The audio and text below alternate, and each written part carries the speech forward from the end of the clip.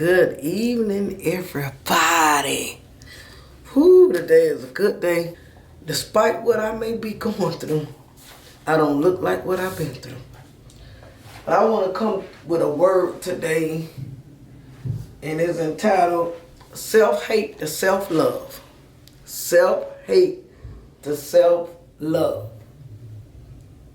is in the title in my book, Faith Through It All. My book, Faith Through It All.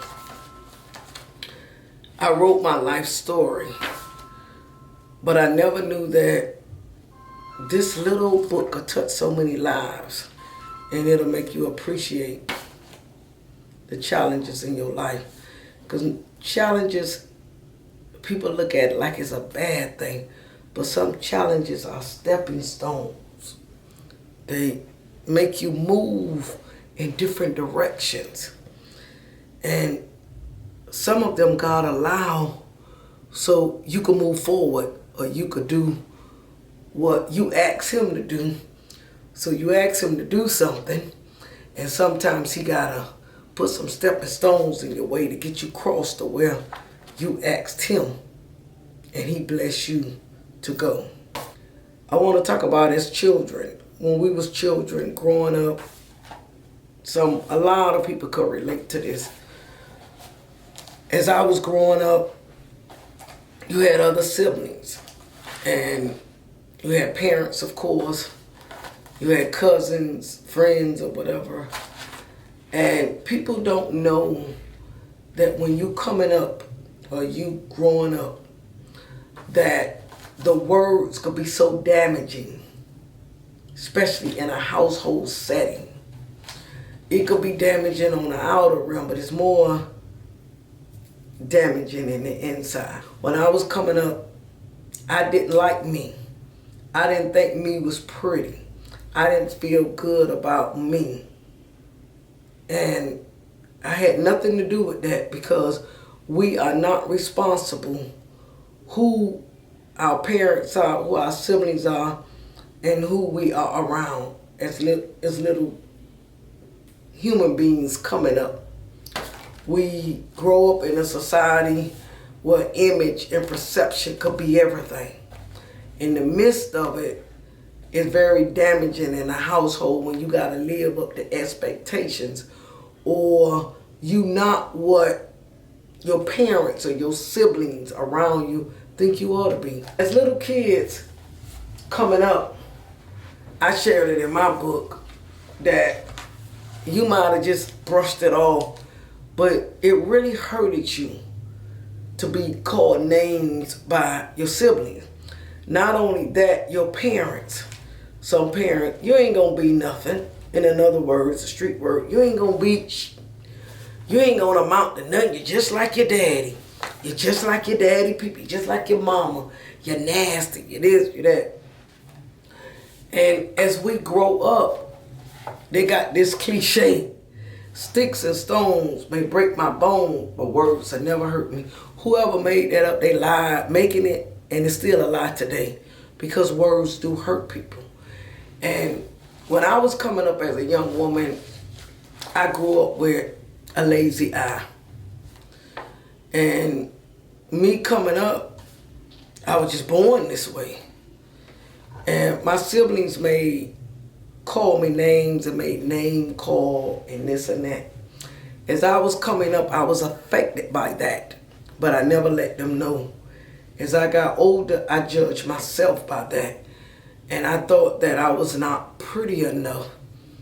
I didn't think that I was worthy enough to have a husband, some kids, go to college and do some great things, because I had a shelter in the inside, but I had a big old thing on the outside. And that's what a lot of us do. We conceal hurt.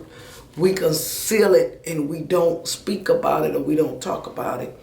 And for many, many years, I've used to hear my siblings say little things and make little comments. And even my mother, she worked so hard to, a lot of things was not addressed. And of course, she had her thing going on, that it was no nurturing, no love in the home.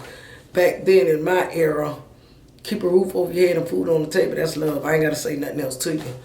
But as I got older, I used to always pray and ask God to help me to be a different praying parent, mother, wife, friend, sibling that I could be to my sibling. But in my faith through it all, self-hate to self-love, explain how we hide behind the mask of our childhood.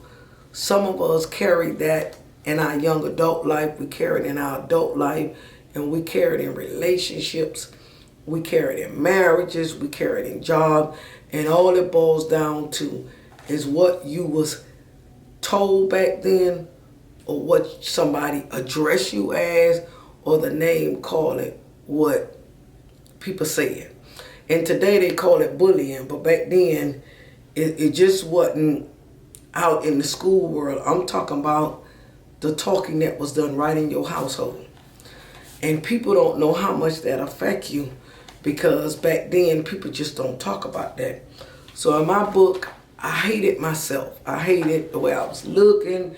I hated the way things were in my life, all because around me made me feel like I was just not good enough, or I just didn't have it.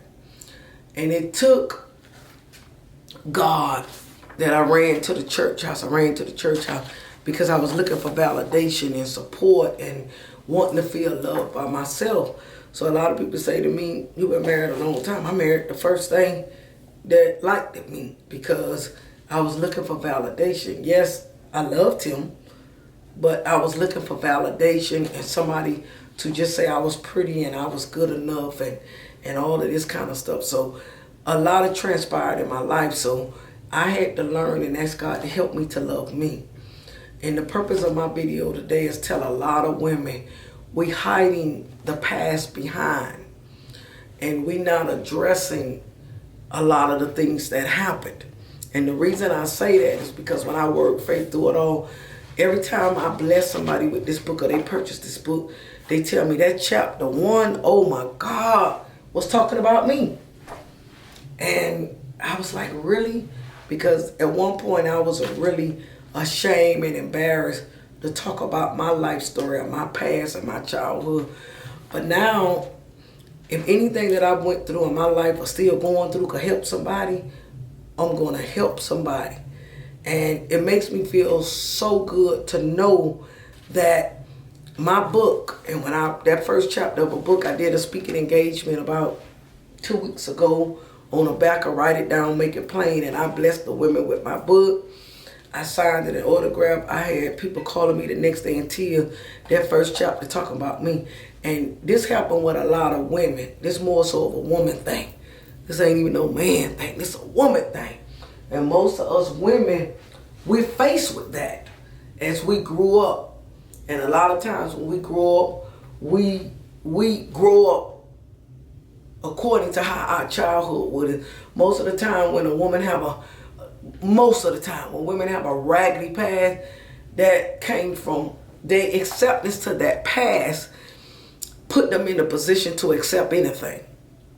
Most of people that marry a man that's abusive, 9 out of 10, they saw it in the home.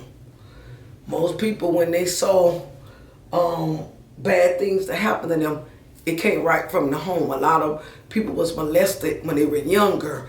A lot of women, they saw their mom and daddy go through this.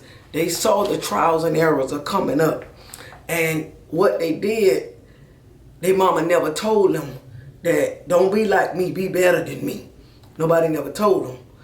And what they do, they grow up and they match a household how they grew up. And it's evident. If you look back at I'm talking to the women, if you look back in your life, it's something about your life that you saw coming up that you kind of like didn't like it, but you wind up doing it anyway because it was looked like it was acceptable in the house, so you accepted it. So I had to learn to love myself as an adult. I graduated from school. I did a little military time. I went over, sent myself to college. I made myself better because I kept striving, because God put inside of me that you're better than that. Don't let nobody label you. The hurt that the name calling, the putting down, and what you gonna do with yourself. You know, all of that, it really takes a toll. And it happens from the people that we love the most. Mothers, father, sister, brother, aunt, uncle.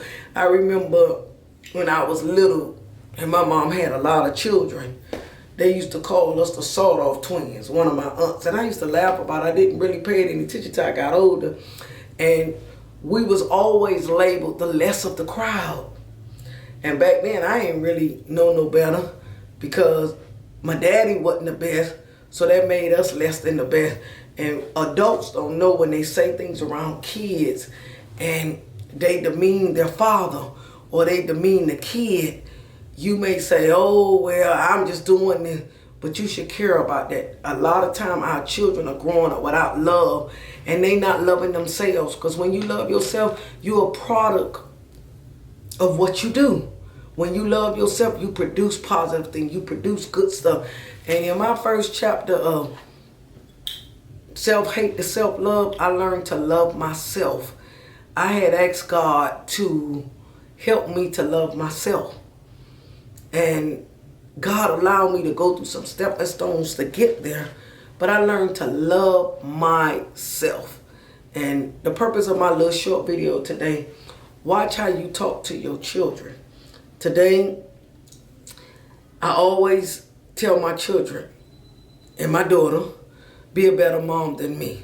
Speak positively into your children. Even if you see a little imperfection or some bad behavior or this and that, just tap it up a little bit, straighten it up a little bit.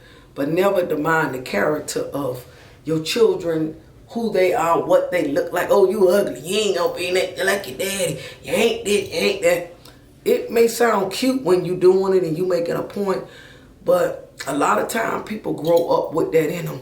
And they grow up and they resent their parents, they resent the siblings, they resent the people around them, and they act out in negative ways.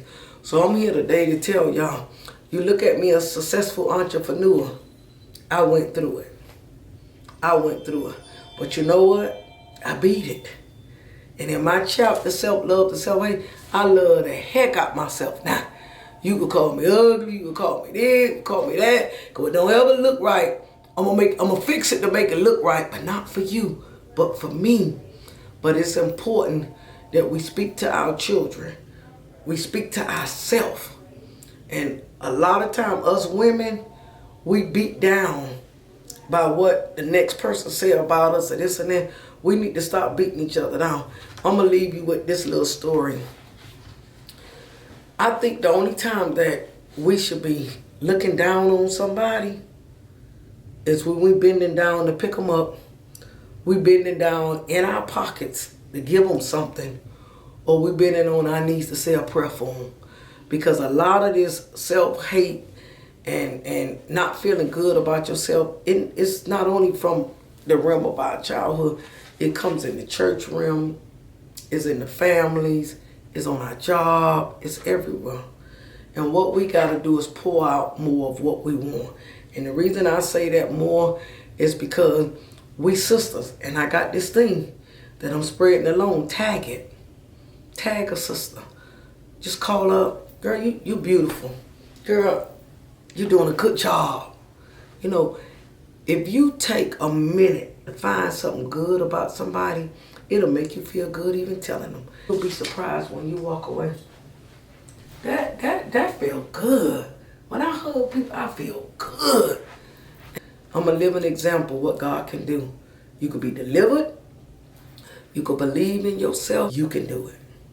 Trust me. Spread a positive word today. And remember, tag her and tag it. Do something positive this week. And don't forget, if you haven't gotten my book, get it. And if you don't have it, come to the funeral home. I'll give you a copy of it.